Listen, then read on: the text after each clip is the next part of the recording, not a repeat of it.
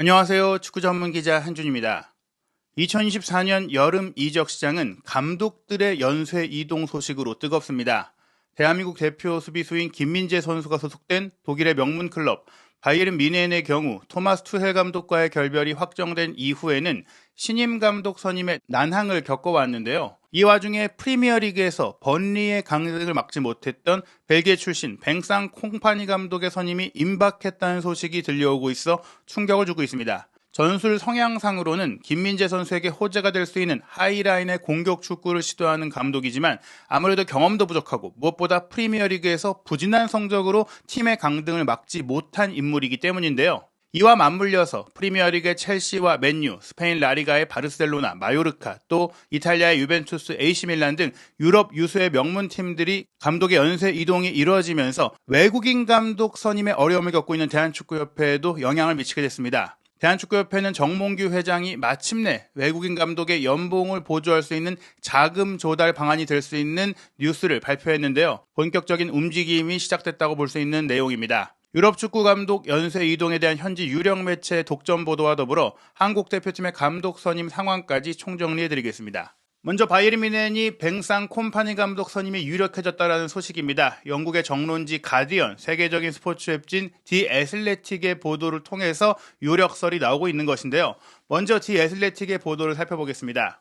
번리의 뱅상 콤파니 감독은 토마스 투헬의 뒤를 이어 바이에른 뮌헨의 새 감독으로 유력한 후보로 거론되고 있습니다. 바이에른 뮌헨은 투헬 감독이 시즌을 끝으로 물러난다는 소식이 전해진 이후부터 후임 감독을 물색해왔습니다. 현재 번리와의 계약이 2028년에 만료되는 콤파니 감독은 최근 몇 달 동안 바이에른 뮌헨이 사비 알론소, 율리안 나겔스만, 랄프 랑닉, 올리버 글라스너를 선임하려다 실패한 이후 타깃이 되고 있습니다. 사비 알론소 감독이 레버쿠젠의 분데스리가 무패 우승을 이룬 이후 레버쿠젠과 함께 다음 시즌 챔피언스리그 도전의 의지를 보였죠. 무엇보다 오늘 새벽에 있었던 유로파리그 결승전에서 아탈란타의 0대3 패배를 당하며 유럽 대항전 트로피는 들지 못했기 때문에 더더욱 레버쿠젠에서 미완의 미션을 이루겠다는 의지가 강합니다. 나겔스만 감독 같은 경우에는 독일 대표팀과 2026 북중미 월드컵까지 계약을 연장하기로 했고요. 오스트리아 대표팀을 이끌고 있는 랄프 랑닉 역시 오스트리아에서 하고 있는 프로젝트를 더 이어가고 싶다고 거절했습니다. 그리고 올리버 글라스너 감독은 크리스탈 팰리스에 부임해서 프리미어리그 무대에서 센세이션을 일으키고 있다 보니까 바이에른의 제안을 마다하고 있는 상황이죠.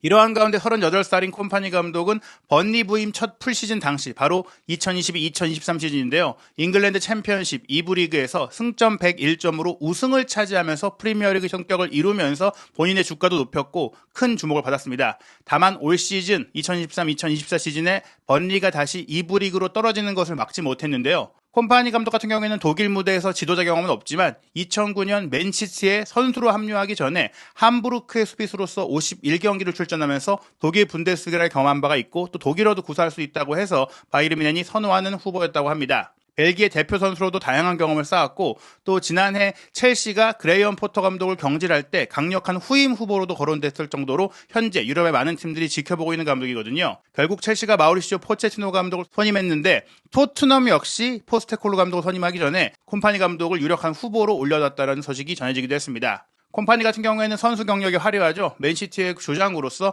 8년 동안 프리미어리그 4회 우승, FA컵 2회 우승, 리그컵 4회 우승 등 과르디올라 감독과도 함께했던 인연이 있는데요. 맨시티에서 선수로 콤파니보다 더 많이 프리미어리그 경기에 출전한 인물이 다비드 실바와 조 하트뿐일 정도로 레전드 중에 레전드라고 할 수 있고요. 또한 본인이 출전한 경기의 무실점 기록은 전 첼시 주장인 존 테리만이 뛰어넘었을 정도로 프리미어리그에서 굉장한 경험, 굉장한 성과를 낸 인물입니다. 2022년에 프리미어리그 명예의 전당에 맨시티의 아이콘이라고 할 수 있는 아구에로와 함께 헌액된 인물인데요. 2019년에 맨시티를 떠나 자신의 유년 시절 클럽인 벨기에의 안더레흐트에서 선수 겸 감독을 맡아 지도자 경력을 시작했고 꾸준히 능력 있는 모습을 보여왔지만 올 시즌 강등이 본인의 첫 번째 감독으로서의 실패라고 할 수 있습니다. 가디언이 조금 더 디테일한 정보를 소개했는데요. 바이에른 뮌헨이 번리의 뱅상 콩파니에게 감독직을 넘기기로 하면서 오랜 기간 이어진 새 감독 물색이 거의 마무리 단계에 접어들었다고 소개했습니다. 가디언에서도 공신력이 높은 제이콥 스타인버그 기자의 보도인데요. 지난 2월에 투헬 감독이 퇴진이 합의된 이후 사실 바이에른 뮌헨은 챔피언스리그 4강까지 올라가는 과정 속에 또 후임 감독 인선이 원활하게 이루어지지 못하자 투헬 감독에게 남아달라라고 기존의 계약 기간을 이행해달라고 요청을 했지만 투헬 감독이 떠나기로 이제 결정을 했거든요. 계약 연장을 요청했지만 그 연장이 또 받아들여지지 받아들여지지 않았다고도 전해졌고 어찌됐거나 초엘 감독은 잔류 요청을 거절했습니다. 이러한 가운데 말씀드린 수많은 감독들, 심지어 웨스트햄에 부임하기로 한 줄렌 로페테기 감독까지도 바이에른 뮌헨의 제안을 거절하는 상황이 되면서 바이에른 뮌헨이 콤파니 감독과 협상하게 된 것인데요. 이 가디언의 보도를 보면 아직 확정은 아니에요. 협상이 진행 단계라고 하는데 왜냐하면 이 콤파니 감독이 번리와 2028년까지 계약되어 있다 보니까 계약을 해지하기 위한 보상금, 위약금, 이적료 개념을 지급을 해야 한다. 그렇기 때문에 바이에른 뮌헨과 번리 측이 이번 주말까지 이제 협상을 해서 이제 결정을 내릴 것이다. 콤파니 감독 같은 경우에는 바이에른 뮌헨의 제안을 받아들인 것으로 알려졌고 구단 간 협상이 매듭 지어지면 콤파니 감독이 바이에른 뮌헨에 부임을 할 텐데 번리 역시 뭐 2부 리그로 내려간 마당에 또 보상금까지 받을 수 있는 상황이라면 콤파니 감독을 이제 보내주는 것을 용인할 것이다라고 예상이 되고 있습니다. 다만 많은 매체들이 이 콤파니 감독이 과연 바이에른이라는 팀 이끌 정도로 검증이 되었느냐에 대해서 의문을 보내고 있는데요. 일단 기본적으로 독일 생활의 경험이 있다라는 점, 다른 뭐 유럽의 명문팀, 첼시, 뭐 그리고 토트넘 뭐 이런 팀들도 이제 원했던 감독이라는 점에 있어서 주목이 되고 있습니다. 바이에른 뮌헨 같은 경우에는 포체티노 감독이 이제 첼시를 떠난 가운데 관심을 끌 수 있지만 현재로서 바이에른 뮌헨은 콤파니 감독과 밀도 있게 연결이 되고 있고 사비 알론소와 랄프 랑닉은 바이에른을 거절했고 맨유의 텐하흐, 브라이턴을 떠나는 데체르비 그리고 현재 무직 상태인 한지 플릭은 바이에른 뮌헨이 관심을 갖지 않고 있다고 합니다. 영국 언론 쪽에서 번리를 취재해서 이런 얘기들이 나왔는데요. 독일에서 바이에른 뮌헨 소식을 정통한 스카이 스포츠 독일판의 플로리안 플레텐베르크 기자의 보도를 보면 바이에른 뮌헨은 콤파니 감독과 구체적이고 긍정적인 협상을 진행하고 있다고 소개를 했고요. 현재 바이에른 뮌헨이 가장 선호하는 솔루션이라고 명시했습니다. 에베를 디렉터, 프로인트 디렉터, 바이에른 디렉터진이 원하고 있다라고 이야기를 하면서 또 콤파니 감독도 바이에른에 도전할 준비가 되어 있지만 아직 완전한 합의가 이루어지지 않았다. 바로 보상금 문제인데 현재 바이에른은 콤파니에 집중하고 있다 보니까 또 감독 본인도 원하고 있다 보니까 성사될 가능성이 매우 높다고 볼 수 있고요. 김민재 선수가 주전으로 중용될 가능성이 크다라고 점쳐지고 있습니다. 승격 시즌의 이제 평균 포메이션을 봤을 때 골키퍼까지도 페널티 에리어 바깥까지 올라올 정도로 굉장한 하이라인 축구를 구사하고 이 센터백들이 거의 수비형 미드필더처럼 많이 올라가서 빌드업의 기점 역할을 하고 또 빠르게 따라 내려가면서 뒷공간을 커버해야 되는 축구를 하는데 이런 점에서도 강점이 바로 김민재 선수에게 있는 것이죠.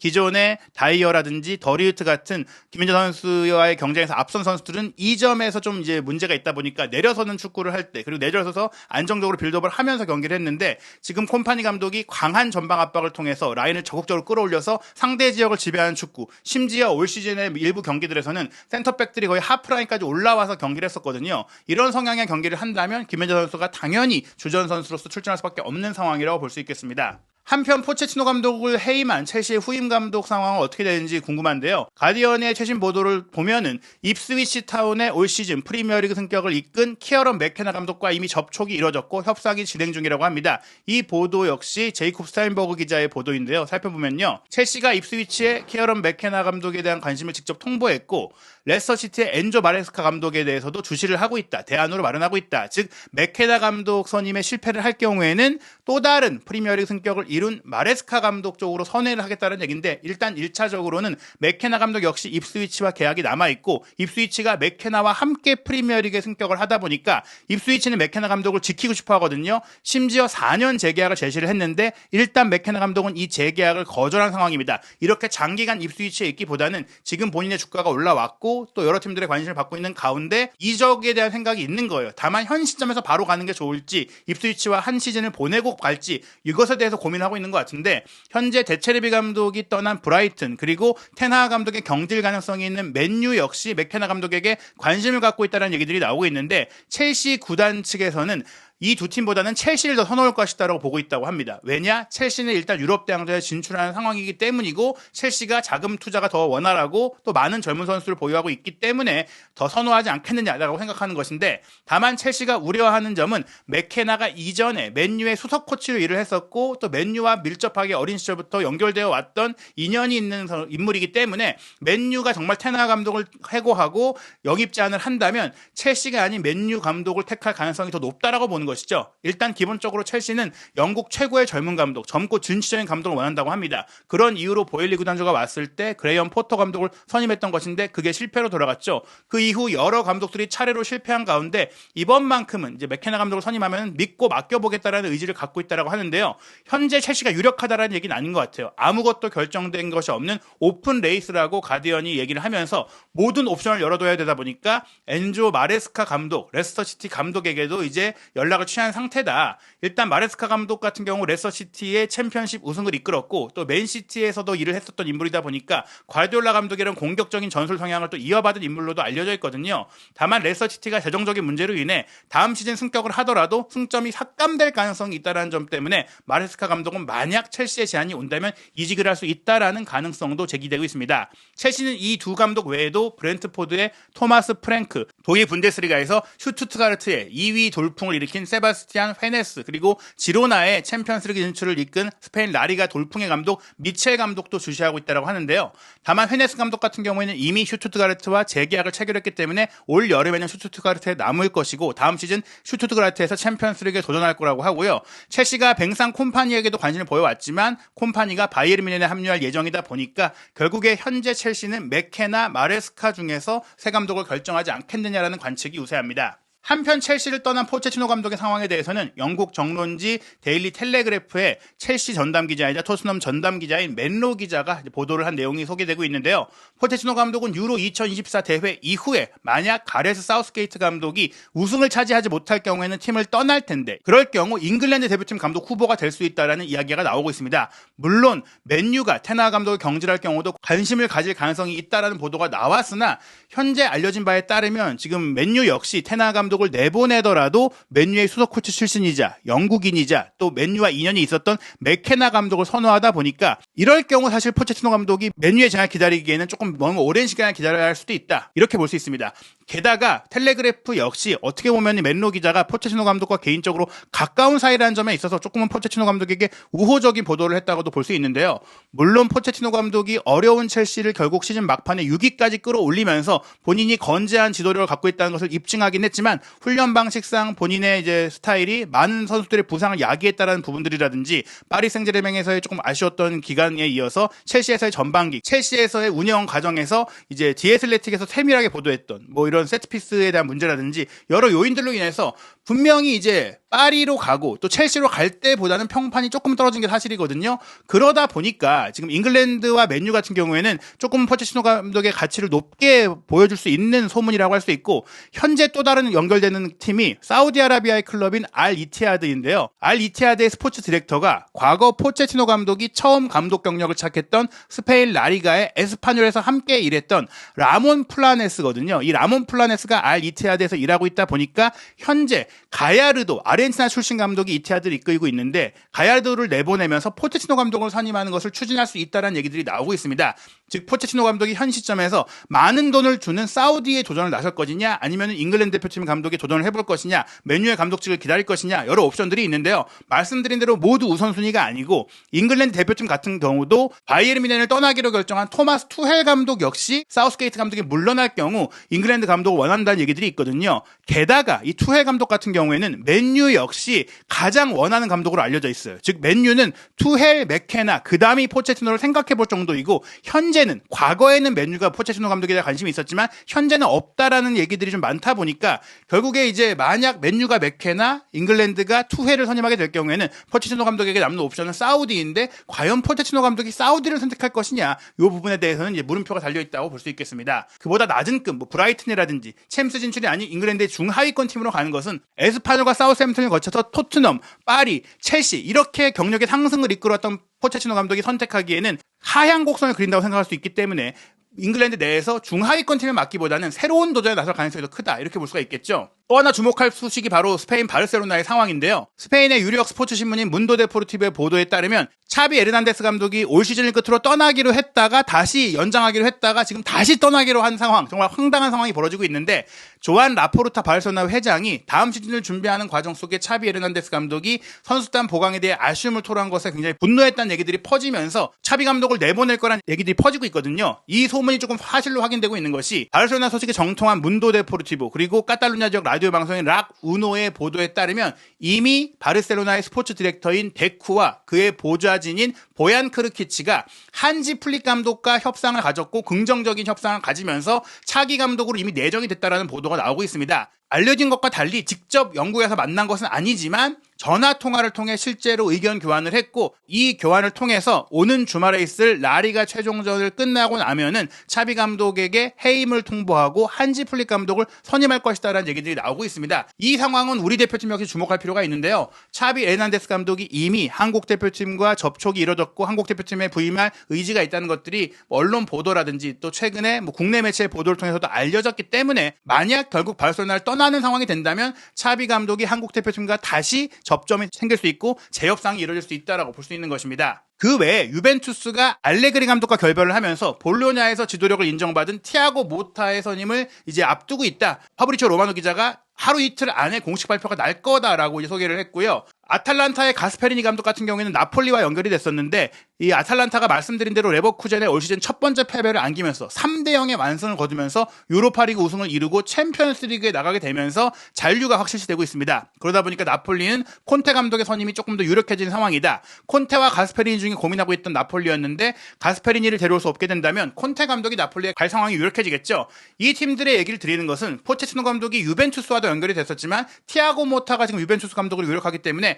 포체티노 감독의 옵션이 점점 더 줄어들고 있고 많이 없다는 얘기를 드리고 싶은 거고요. AC 밀란 같은 경우도 콘테 감독이나 또 포체티노 감독과 연결됐던 적이 있지만 포르투갈 출신으로 한때 토트넘과도 협상을 했던 파울로 폰세카 감독의 선임이 유력시 된다라는 얘기가 나오고 있어요. 피올리 감독이 곧 떠날 것이고 폰세카 감독과 긍정적인 협의가 이루어지고 있다라는 얘기가 나오다 보니까 역시 말씀드린 포체티노 감독이든 혹은 투헬 감독이든 차비 감독이든 유럽의 빅리그, 빅클럽으로 갈 수 있는 옵션들이 매우 제한적인 상황이기 때문에 시장에 나와 있는 상황이다, 이렇게 볼 수 있겠습니다. 한편 대한축구협회는 5월 23일 HDC 그리고 HDC 현대산업개발과 공식 파트너 신규 계약을 체결했다고 발표했는데요. 이 두 기업은 바로 정몽규 회장이 운영하고 있는 기업입니다. 계약 기간은 오는 2024년 6월 1일부터 2028년 5월 31일까지로 4년간인데요. 이로써 한동안 이 스폰서십 강화에 실패해왔던, 자금 조달에 어려움을 겪어왔던 대한축구협회의 공식 파트너가 기존의 나이키, 하나은행, 현대자동차 등 11개 기업에서 12개로 늘어난 것입니다. HDC와 HDC 현대산업개발은 이번 공식 파트너십을 맺으면서 각종 권리를 얻게 됐는데요. 대한축구협회 주최의 각급 대표팀 경기마다 A보드 광고, 전광판 광고, 그리고 프로모션을 할 수 있다. 축구대표팀을 활용한 기업 홍보를 할 수 있다. 즉 축구대표팀 감독 선임에 대한 자금을 투자하는 명분으로 이 협약이 이뤄졌고, 이를 통해서 이 자금을 통해서 좋은 감독을 데려오고 그를 통한 홍보를 기업 홍보로까지 연결할 수 있게 됐다는 것입니다. 정경구 HDC 대표이사는 대한민국 축구의 성장과 성공을 함께 만들어갈 수 있게 된 것을 기쁘게 생각한다고 하면서 이번 파트너십을 통해 HDC와 HDC 현대산업개발이 축구와 스포츠를 사랑하는 팬들과 더 가까워지길 바란다고 했는데요. 이 보도자료에 정몽규 회장의 멘트가 없잖아요. HDC에서도 그리고 대한축구협에서도 다른 인물이 공식 멘트를 했는데, 결국 정몽규 회장이 자기 돈은 아니지만 자신이 최대 주주인 HDC의 자금을 끌어와서 대표팀에 투자한다, 결국에 대표팀 감독의 연봉을 보좌하는 투자를 단행했다라고 보시면 될 것 같습니다. 얼마의 금액이 정확히 온지는 모르겠지만 지금 우리가 1, 2순위 후배로 꼽았던 제시 마시 감독 그리고 헤수스 카사스 감독을 놓친 가운데 그 이상급의 감독을 데려오기 위해 최소한 제시 마시 감독을 금액 문제로 놓쳤다면 그 이상의 금액을 보존하면서 더 좋은 감독을 데려오기 위한 기반을 마련하는 계약을 발표한 거라고 보시면 될 것 같습니다. 어떤 감독이 오게 될지는 지켜봐야 되는데요. 우선 한국 대표팀에 연락을 받은 것으로 알려진 전 마요르카 감독 그리고 일본 대표팀을 이끌기도 했던 하비에르 아기레 감독이 마요르카와의 결별을 공식 발표했습니다. 바로 오늘 나온 소식인데요. 오사수나를 이끌었던 아라사테 감독이 이미 마요르카의 새 감독으로 내정된 가운데, 아기레 감독 같은 경우에는 과거 승부조작 논란과 연루되어서 일본 대표팀을 이끌던 과정 속에 과거 라리가에서의 이 문제로 인해 계약을 조기 종료해야 했었거든요. 그러다 보니까 아시아 무대 조전의 과업 그리고 일본 대표팀에서의 과업을 제대로 다 이루지 못한 채 물러났어요. 그리고 나중에 그의 억울함이 풀리면서 다시 감독으로서 제대로 활동을 하고 있는 상황이니까 어떻게 보면 한국 대표팀에 제안이 왔을 때 분명히 또 생각해 볼 수 있는 감독이고, 이강인 선수의 능력을 극대화시키고 또 많은 전술적인 측면을 발전시킨 감독이고, 마요르카에서는 굉장히 수비적인 전술을 했지만 멕시코를 이끌 때라든지 굉장히 여러 많은 팀들을 거치면서 다양한 축구, 공격적인 축구도 했던 정말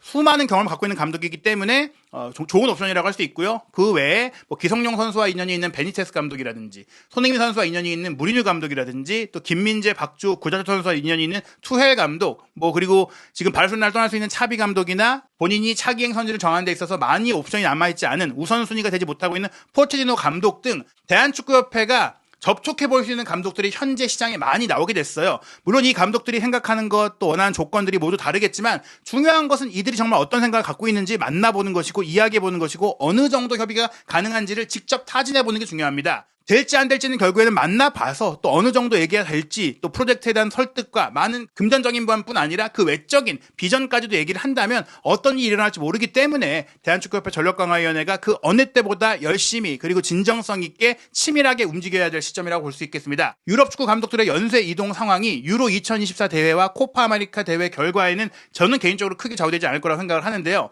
왜냐하면 이 대회에서 우리가 제시마시급 이상의 감독을 바라본다면 그 감독들은 대부분 유럽과 남미의 강팀들을 이끌고 있고 2026 북중미 월드컵까지 계약이 맺어져 있기 때문에 이들이 시장에 나오기 쉽지가 않아요. 그렇다는 점을 고려한다면 현재 소개드린 이 인물들이 가능한 최선의 옵션일 수 있습니다. 물론 저희가 생각지도 못한 인물이 있겠지만 대한축구협회 전력강화위원회가 유럽 축구 감독들의 연쇄 이동 상황 속에서 어떤 감독과 어떻게 접촉하고 어떤 감독을 데려오게 될지 한준TV 구독, 좋아요, 알림 설정을 통해 최신 영상으로 확인하시기 바랍니다.